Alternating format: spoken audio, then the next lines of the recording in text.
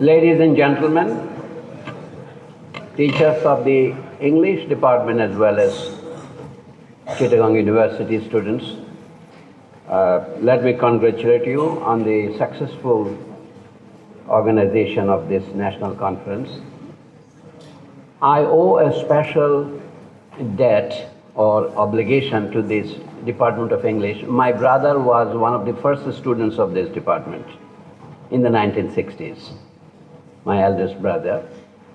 He no more is living. Therefore, I have a special fondness for the Department of English because my brother was not only a brother, he was my mentor too. Thank you very much for inviting me at this occasion. You know, there is a very famous English adage translated from French. Style is the man himself. I would like to slightly paraphrase this. Style is not really the man himself. Style is the man who you consider your other. The other you address is the style because it is the Department of English. So I would pretend to speak a few sentences in English. And I know there are some who would prefer me to speak a bit Bangla as well. I hope I can invite you to my tomorrow's lecture at the Chittagong University Museum. We have problems of translation always. Officially, Chittagong is now Chittagong, even in English. But I think the name Chittagong University continues to hold on to the old badge, University of Chittagong. You have not yet changed it into University of Chittagong. Probably we'll do this before long. Anyway, there is a little booklet that is circulating. I'm not sure whether everyone got a copy. In case you did not, what I would speak today, there is a premonition of that in the so-called abstract that I was able to kind of sketch out. So let me begin by reading this. The substance of what I would be expected to speak today will be here, but I will add a few more words to this. For example, let's begin with this. Rethinking English Studies in Bangladesh. First of all, I think you don't need an introduction to Bangladesh, but you do need a comment on what is called English studies. There are three kinds of English studies, or three kinds of perceptions of English studies. First of all, I would like to make it absolutely clear, English studies is not English literary studies. Departments of English are usually called Department of English Language and Literature today in various private universities at least. That means there is a schizophrenia between language and literature. They organize international conferences. The other day, I inaugurated one at Green University. It is called Planet Langley 2026. Language and literature. And they don't call the whole thing literature even. They call it Lit Festival, Dhaka Lit Festival, etc. So why this bifurcation between language and literature? In Bangladesh, when the Department of English was established, for example, in Chittagong University in 1966 with Professor Muhammad Ali as the leader, this was basically English literature department. Later now, due to the market demand, English literary studies is now subtly superseded by English studies, which includes English as a second language or even for some a first language. Moreover, now the whole world is being taken over by a fever of English medium studies. So English literature, English language, and anything you study including arithmetic or geometry in English. These are the three versions of English in our perception in our times. So keeping that in mind, I would say, what is the role of English today? That's why you were saying rethinking. But let's say, what was the role of English yesterday? The past is prologue. So if we want to get some kind of guidance for the future, it is probably better to reflect on what has gone on in the past. Again, there are limitations. We are limited by history. So therefore, I think I should begin with a long quotation, very well-known quotation from our master, Karl Marx. Karl Marx, in his famous essay written in 1852, when he was barely 30 years old, he wrote this essay called The 18th Brumaire of Louis Bonaparte. Louis Bonaparte was the nephew of great Napoleon Bonaparte, and when he became president after the revolution in France, not unlike our present interim government, he was first a leader of the interim government, then he became president. And this is the time when Marx wrote this. He says that we have limitations. Whatever we can do in the present depends on what had gone on in the past. Here is Marx's famous quote: "Men make their own history, but not of their own free will, not under circumstances they themselves have chosen, but under the given and inherited circumstances which they are directly confronted." I think I will stop there. So what are the circumstances we are confronted with? First of all, English has played a role in the history of this subcontinent, for that matter, for the whole world, which made it now the lingua franca #1 of the United Nations. So therefore, there is the international dimension where English has won over other competitors like French, not to speak of the old Latin and others. That is one side. But in our own nations, we had a national struggle to institute our national language as the state language. In India, it is called official languages. They have as many as 23, if I am not mistaken. Pakistan has admitted 8 languages as their national language now, after 1973. And in Bangladesh, we have only Bengali as the state language. We call it state language. The question is, our state is called a nation state.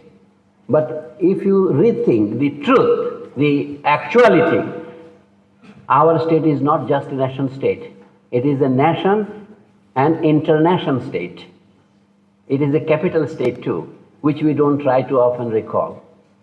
Our education policies included, all policies are determined not only by the national interest or national commitment, but also by international obligations. So now how it privileges a particular category of our social classes, that is the question. I would like to address 2 questions. In the past, English played a contradictory role in our history. What is that contradictory role? Like colonialism itself. It is through colonialism that English had been introduced. Everybody would admit this. The same Karl Marx in the next year, in 1853, wrote another essay called The Future Results of English Rule in India. There he predicted English colonialism had 2 roles to play in India. One he calls destructive, the other he calls constructive or generative. What is the destructive? It is going to destroy the old social order in India, and it is going to build a new social order. So, for example, handicrafts industries, handlooms will be destroyed, and modern industries, the foundations of modern industry like railways, steel and iron will be introduced. But history befooled Marx. Within 30 years, Marx himself realized that his second prediction was not going to be a reality. Around 1880s, Marx thought that the kind of capitalist development he expected to take place in colonial India did not really take place. He said that if a country has coal mining, if it has steel and iron and steel industries, who can hold this country from being a modern industrialized country? But he found that under English rule, until Indians take over power, that was not going to happen. So now, after 1947, we have spent about 80 years in the subcontinent. And you know what is the extent of the result of introducing English language as a medium of instruction? I have encountered 3 kinds of statistics so far. Economic history textbooks write that as many as 17% of Indians were literate in any language whatsoever by the end of the British rule in South Asia. To cite the example, a book published last year by the Cambridge University Press in England by an author called An Economic History of India Vishnupriya Gupta, it cites 17%. Madhumita Rai, another author writing in 1990s, says that it was 15%. But in some parts of India, especially East Bengal and Assam, where we happen to be located, the rate of literacy in 1941 census was only 6%. So much for the generalization of mass education. So then why was English introduced? The English had their own reasons, we know that. They wanted a class of people to work as mediator between them and the vast masses they governed. This was enshrined in the famous Education Minutes of 1835 under Lord Bentinck. We know that. But what were the reasons why there was so little resistance? There was some resistance, I admit, but so little resistance and ineffective at that to the spread of English education. By English education, I mean English language studies. Now, some of you, those who belong to the Department of English, should have occasion to encounter a book called Masks of Conquest. Masks of Conquest, written by an Indian woman called Gauri Vishwanathan, who was a student of Edward Said.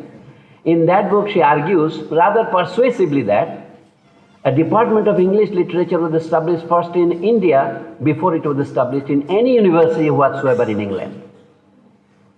She wants to argue, rather I would say a little bit theatrically, that literary studies of English began in colonial India rather than in England itself. So what was the purpose? Here is where she, I would argue, goes wrong. To persuade Indians to consent to British rule. She makes her argument in such a way that it seems as if by persuading Indians or by ensuring their consent, English rule was established. But if you look at the facts of history, material facts of history, it was long after establishment of British rule, after their conquest, they started to, let us say, introduce English department or English literary studies. It is also a fact that English language became popular with English, not only English government, but also with the Indians who were seeking to do business with them. The Munshis, the Dovashis, and simple people who were trying to have a trade relation with them, they were establishing independent English language teaching schools, not only in Madras and South India, but also in Bengal. So in defiance of all these facts, Gauri Vishwanathan has tried to persuade you that the English introduced English literary studies to gain what they call hegemony. She is actually citing Antonio Gramsci, who is a favorite of Edward Said. So please do not be deceived by appearances. I would like you to do some hard thinking if you are talking about rethinking. What is the role of English today in Bangladesh cannot be really judged adequately without a consideration of what role it did play. I would say it played more a destructive role than a constructive one. For example, in 1835, the British government appointed a commission under the leadership of one man called William Adam, who was very close to Raja Ram Mohan Rai. He submitted by 1838 3 volumes of reports on state of education in Bengal and Bihar. And they are found that there were, before the British rule, as many as 150,000, that means 150,000 elementary schools in the whole region of Bihar and Bengal. Today, if you count in Bangladesh, you would not find more than 80,000 of that variety. So whatever happened to those schools, tolls, madrasas, maktabs, and all kind of educational institutions where 3 hours were taught, gradually they declined and some of them are totally obliterated. So the introduction of English rule did make a contribution to the diminution of mass education. But it elevated a small group, a privileged group for social privilege, both socially and also, I would say, class-wise. To give you an example, in 1823, the British government established a Sanskrit college in Calcutta, which was opposed by Raja Ram Mohan Rai. You know what were the rules of admission in that institution? Only Brahmins and Radhi Buddhas were admitted to that school. Even among the Brahmins, not all Brahmins, only Brahmins of a privileged class But the rules were this. Only Brahmins and Radhi Buddhas. Amartya Sen is a Buddha, for example. People with Sen name, Dinesh Chandra Sen, etc. The Buddha. They were admitted, eligible for admission to the Sanskrit college. And what we today know as the Presidency University, it was sometimes ago Presidency College. Before that, it was called Hindu College. Before that, it was called only Vidyalaya. That was the name, Vidyalaya. And the rules of admission there were that only Brahmins, Buddhas and Kayasthas, three privileged castes of Bengal could be admitted there. Neither Muslims nor Dalit Hindus, who are called Dalits today, or non-Brahmin and non-Kayastha or non-Buddha Hindus were not to be admitted. Not to speak of Madhusudan. You all know Michael Madhusudan, when he converted to Christianity, he was ousted. He had to go to Bishop's College for his graduation. So these are well-known stories. I recall them in the sense that education in English or in English medium high schools and colleges were limited to a very narrow class. And after independence, this has not decreased but rather increased. So why do I say this? Let me share with you. English is indispensable because the social classes in this country, we are no longer being ruled by English directly. Even the American rule is indirect. Donald Trump always does not send you his special Delta Force to pick up your president. But nevertheless, we all owe allegiance to him. Why do we do this? There's a reason. Let me cite you another example. My lectures would be rather montages, kind of quotations from here and there. Because I want to share a thought with you. This happened. What is the situation in other Bengal, what is called West Bengal? Because they were the pioneers of education in English. After all, East Bengal was lagging behind historically.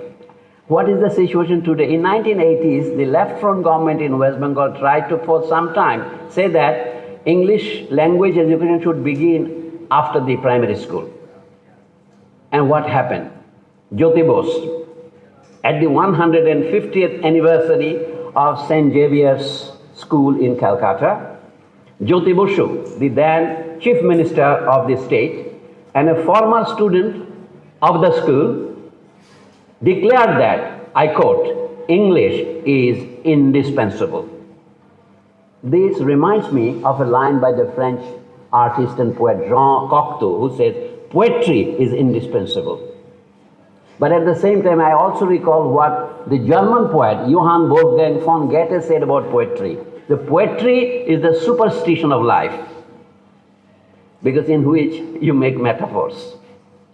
So now the question is, why is English indispensable? Jean Cocteau gave a condition to it. Poetry is indispensable if only you know what for. So I may paraphrase him and add that English is indispensable even in Bangladesh, but if only you know what for. So I give you a criterion for rethinking, my friends.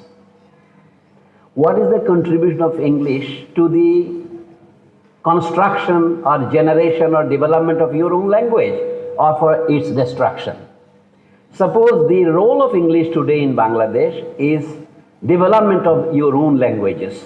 As our 19th century predecessors have scouted, they went into the depth of European literatures, not only English, through English.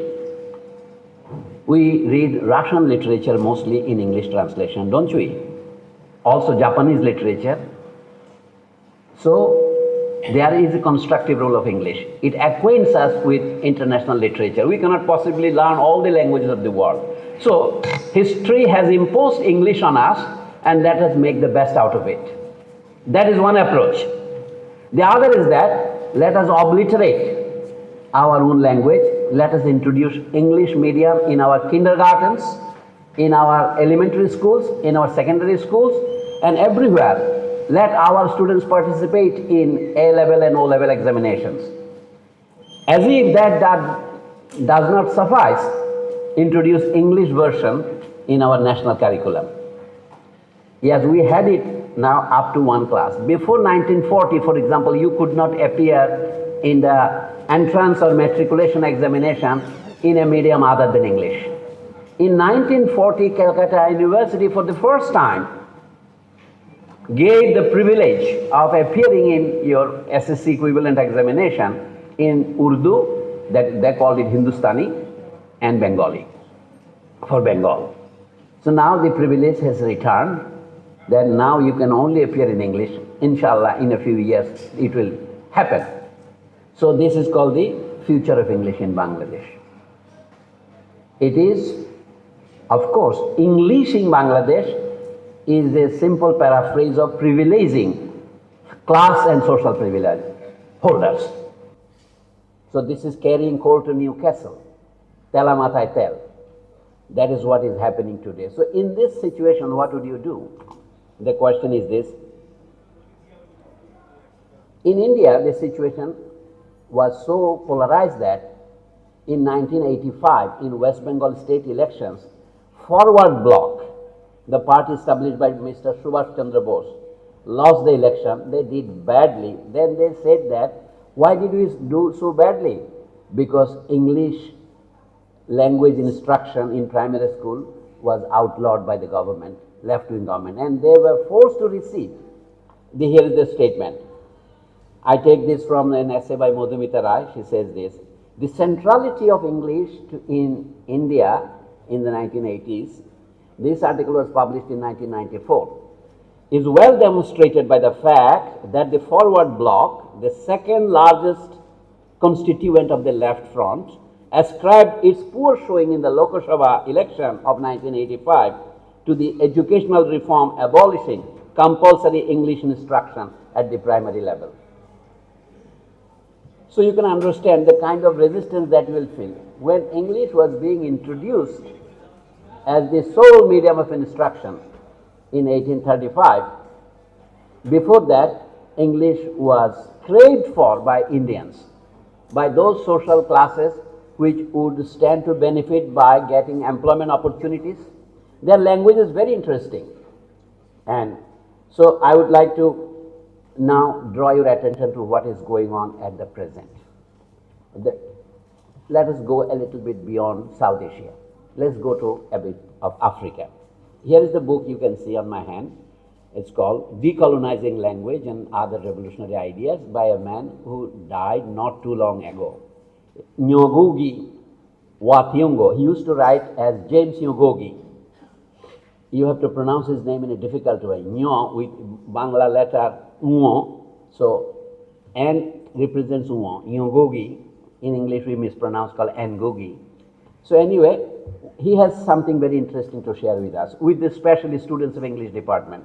He was himself a teacher of English language and literature, and he had to be exiled. He gave a big price for his opposition to the colonial language policies in his own country. So in this book, here is a nice essay where he shares with us an event. At the University of Leeds in England, he is referring to a conference. Let me read from what he has written. At a conference at Leeds University, attended by more than 500 scholars from both Africa and Europe, I posed this question. Watingo is speaking. How many of the scholars present had ever written a single document in an African language? He posed this question to the 500 present in the conference at Leeds University. Many of them were from African countries. Not a hand was raised when it came to books. I could have posed this question in any conference, in any university teachers' conference in Bangladesh. How many of you have written ever a book in Bengali? Probably more hands would be raised here than there were. Not a single hand was raised. No African scholar who represented Africa in the Leeds conference could raise a hand. Okay, let's go down to a paper. Not everybody has the privilege of publishing a book, but papers, as we have so many here, when it came down to a page, not a hand was raised when it came to books, not a hand was raised when it came to even a single paper. When it came down to a page, have you ever written a page in an African language? He mentioned 7 languages. 3 hands were raised out of 500, not 1%, unfortunately. Three hands at a conference of top-notch scholars and experts on Africa. So then he asks you some friendly questions. I have posed similar questions in Nigeria and Kenya before a prominently African audience. The results, you can guess, were similar. This is the situation in Africa. In Bangladesh, it would be much less different today. Perhaps my point would be clearer if we pose the question the other way. This is still Wathiungo speaking. Can you think of a professor of Italian history or culture who does not know a word of Italian? Can you?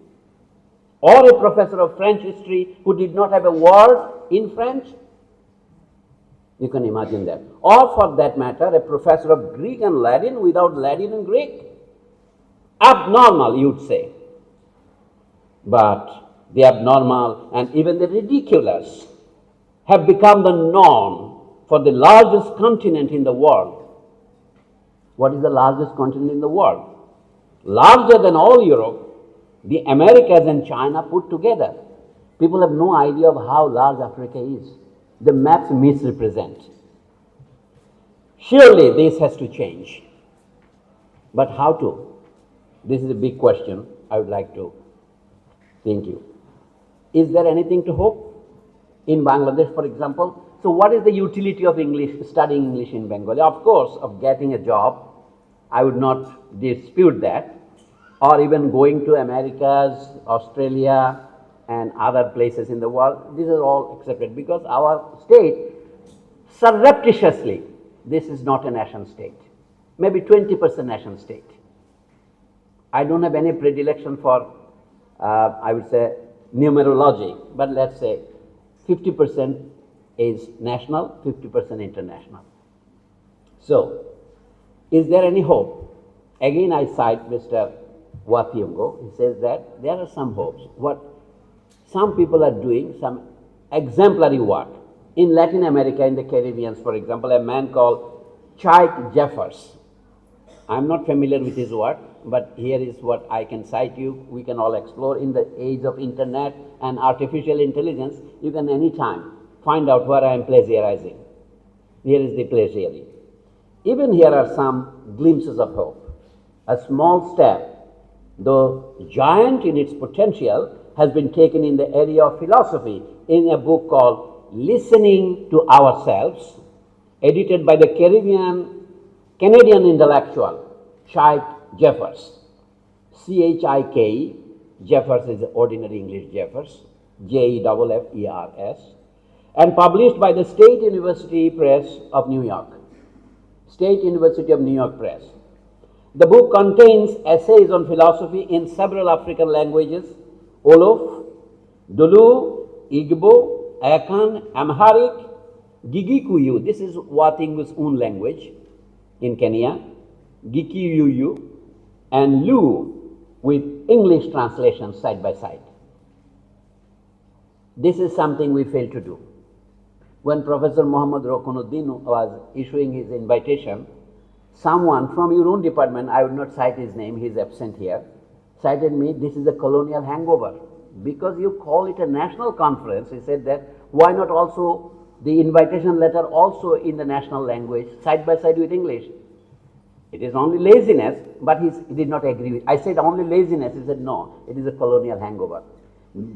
Since this is his own department, I would not cite his name since he is a living man, though he goes to say janaza to someone dead. So this is the situation. But an African scholar is doing this in the face of those African scholars where there were only 3 hands raised for ever publishing a paper in their native language. So, with English translations, the contributors, who include the late Emmanuel Eze, are some of the leading African scholars in philosophy, holding professional ranks at universities inside and outside Africa. You might think that these are some madcaps who are publishing stray papers like Zakir Naik. It's not that. As far as I know, this is the first time I have come across pieces written by modern African philosophers in African languages. In my foreword to the book, I commended Jeffers for laying to rest, quote, the questions as to whether written modern philosophy is possible in African languages, unquote. But this colonial hangover or laziness, whatever you would like to call it, continues. It hangs around. So, now there are lots of other scholars. What can we do in this situation? You know, Wathingo himself was I would say, notable. He has got 12 honorary doctorate degrees around the world. And at the last time, he moved from New York University to University of California at Irvine in Orange County, which is a lesser known university than New York University. He was asked, why are you moving from this university to that, from East Coast to West Coast in the US? He was in exile from his own country. He was imprisoned, you know. Petals of Blood and many other good books he has written. He said that I am moving to the center of the world.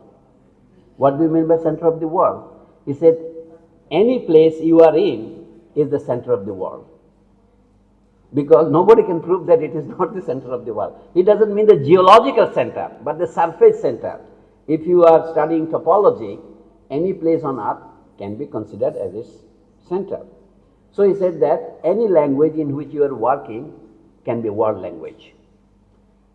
And you know, there used to be a fad, a fashion, not too long ago, 50 years ago, might be called comparative literature. Now people discovered suddenly the folly of comparative literature. What is comparative literature? You are all reading in English translation, and you call it comparative literature. Are you doing justice to French language or German language or Russian literature in English translation? Why don't you call it literature in translation? Gayatri Spivak, you know, has written a very infamous article called Death of a Discipline, comparative literature. Now in the Western universities everywhere, the discipline is being renamed, called translation studies. Taking cue from that, Wathingo is saying this. Jefferson's work points to yet another language that has not been widely used in a conscious way to empower African languages. What is that language? Wathingo calls translation is the language of languages. So he cites an example of his own doing. Translation, I have argued in my book, something torn and new. Something torn and new. The language of languages. There is hardly any culture in the world that has not gained from translation. What you call today English literature is 90% literature in translation. All the great works on this shelf of English great works, you will most of them are translations from Greek, Latin, Russian, German, French, Italian, Spanish, and whatnot. In fact, the whole Indian tradition is now being also translated back into English. And we feel proud that if one of the books of the Bengali literatures are selected for translation, Michael Madhusudan's Meghnadbodh Kabya has been translated and retranslated now. I have seen at least 3 translations into English, not to speak of other languages. When Shakuntala was first translated into English, then it was retranslated into German, and Goethe, who got the first seed idea of writing Faust, changed his idea after reading Shakuntala, and in a German translation, rather an inept translation. So translations are the seed bed of not only your literature, but also spreading the whole literature throughout the world. So there is the story. There is hardly any culture that has not gained from translation. So what is his proposition? I will finish with this. He says that translations between African languages and translation between African languages and other languages of the world would be a win-win situation for Africa and world cultures. I think this may be a point of rethinking for our English studies. The only utility of English I see beyond its communication skills and the world market, in the literary sphere, if the study of English does not enrich our own literary studies, it is totally a waste of resources. So whether English should continue in Bangladesh as a medium of instruction is another moot point. I'm talking about only the English department. The utility of English departments in our country would be measured only with respect to its possible contributions to the development of our native literatures. I do not mean only Bengali. If you take South Asia as an example, it is a veritable mosaic of languages and literatures. There is no such thing as an Indian literature. There are so many Indian literatures. And realization of this truth is far from truth today, because in India, English has a different function than in Bangladesh. They call it lingua franca function. It is only English language has made India a nation or a possible nation. You remember as late as 1925, Surendranath Banerjee, who died in 1925, few years ago, around 1918, published his autobiography called A Nation in the Making. A Nation in Making. India is still a nation in making. Ironically, it is English that has made India a nation. For example, the dispute between the Hindi-speaking regions and the Tamil-speaking regions cannot be resolved except without the intervention of English. English alone serves as the thread of keeping India united. It's a fragile nation in the making. But in Bangladesh, fortunately, we do not have that problem. Our problem is our international position. So my question, my friends, we have to learn the lessons from the past. In the past, in India, English was introduced not only as a convenient mechanism. The two words used by English rulers was, one is called utility, the other was called economy. They wanted to recruit cheap clerks, officers in the lower layers of the administration, judiciary, even in the military. Some Indian soldiers and Indian workers would be there. And they could be bought at 1/30th of the price of an English soldier or an English officer. That is called the principle of economy. The other principle was utility. They thought that in the beginning, for example, in 1792, when the Charter of the East India Company was renewed, activities or entries of the missionaries were prohibited. But 20 years later, due to the relentless propaganda work of the India community in England, I would say the colonial community in India, they introduced the rule of missionaries also. Missionaries could be admitted, but they imposed a condition. In 1813, they allocated 10,000 pounds sterling, which was equivalent to 1 lakh Indian rupees, to be dispensed for the purposes of education. That was the first English promotion. And those where in which sector would that money be spent? It said that this could be spent in the instruction and development of native languages, and mentioned Arabic, Sanskrit, Persian. That means East India Company were allowed to spend, said it is not obligatory but lawful to spend 10,000 pounds sterling for the purpose of education. But in 10 years they could not spend 1 pound. As late as 1823, they first formed a committee called Committee for General Instruction in Calcutta. And they were allowed to spend this money now to found a Sanskrit college and an Arabic college, etc. And Arabic college was already founded under the name of Calcutta Madrasa, where Arabic, Persian and English all were taught. That was in 1780 under Warren Hastings. So the history of English educational scheme says that they gradually faced the question, what would be the medium of instruction and where would the money be spent? The debate began in 1823 and it ended in 1835. Those 14 years were the high debate where we know the famous Orientalists and the Anglicists were fighting among themselves, which would be the sphere where money could be spent. Finally, a decision was taken in 1835. It was the time of Bentinck, William Bentinck, and this resolution goes in the name of his minister or member of the council, Thomas Babington Macaulay. That his infamous theory was the theory of filtered down. Much later, in 1870s, one British officer admitted that this policy of educating the upper classes which will filter down to the lower classes, eventually proved to be not a filter but a jar, a closed jar. Education kept itself limited only within that little jar. It did not go down. And we know until 1947, more or less this is the story. Whatever schools or colleges were established were at the behest of local, I would say, fundraisers, local investors, or you can call them benefactors, philanthropists. The British government did not. Now to come to the last point, what would be the medium of instruction?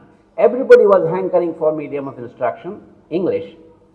The Muslims were left behind, and in 1870s they became aware that Muslim community is being left out, or they were being surpassed by, they could not catch out.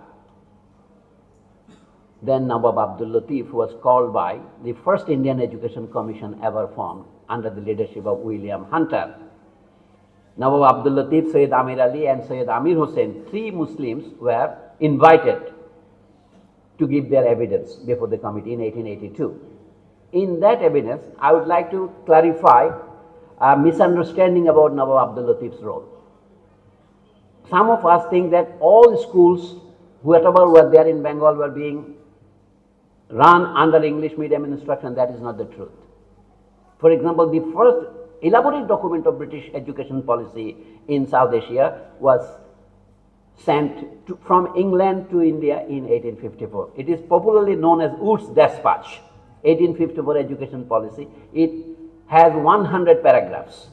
There it was clearly said that for the sake of spread of mass education, what they call vernacular, the local languages, would have to be used. In South India too, that was also the culture.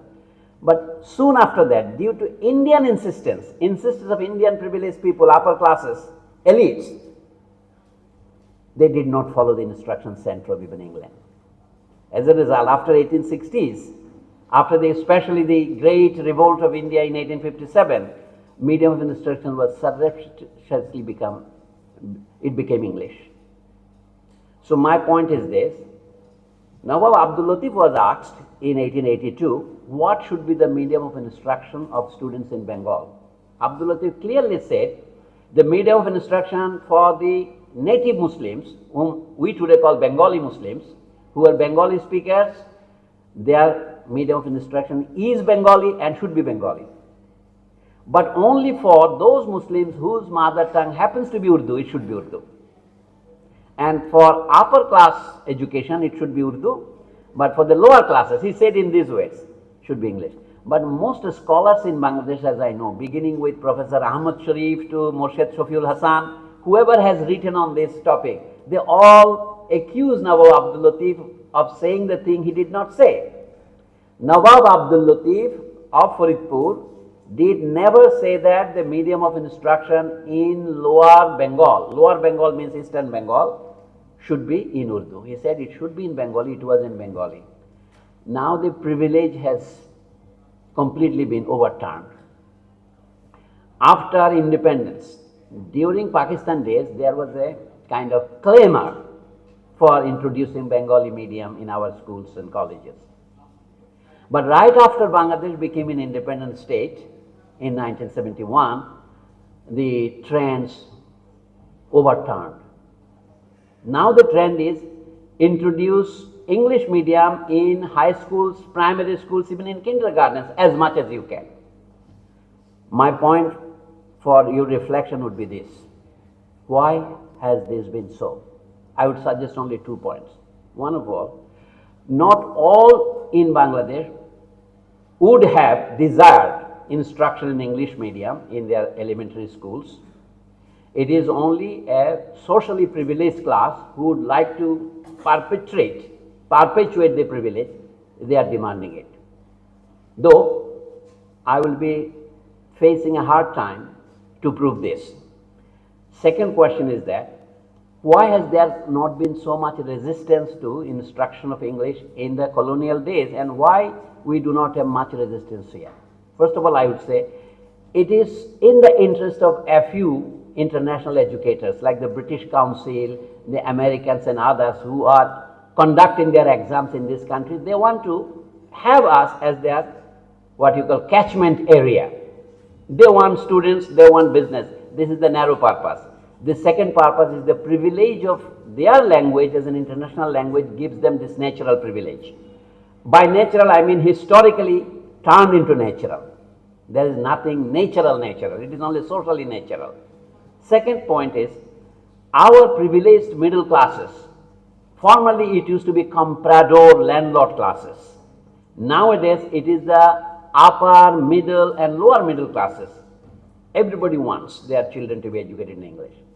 For example, our political leaders who would otherwise say they want medium of instruction in national languages, they surreptitiously will send their children to the English medium schools. We know this ethical constraint. So what is the situation in the future then? The situation will depend on the configuration of the national social classes who are going to be in power. So I would finish with this. In contemporary India, whatever is happening is a lesson for us, because the country which has Anglicized itself before us shows us the path. Karl Marx famously said, Te fabula narratur. Your story is told already. The more advanced country shows the future to the less advanced country. So in the abstract that I wrote, let me now read you this and finish with this. After their conquest of what is today called the global periphery, the European powers did not ban old world languages. What they did instead, they marginalized them as languages of power, knowledge and identity. Identity is a question placed in the third position here. Power, knowledge and identity. This is what they did with their languages. If the English alone did it, we could have called it an English vice. But the Portuguese did it, the Dutch did it, the French did it, and the Spanish did it. And the Spanish succeeded in converting the whole of the South America, except Brazil, into their own domain. You know it.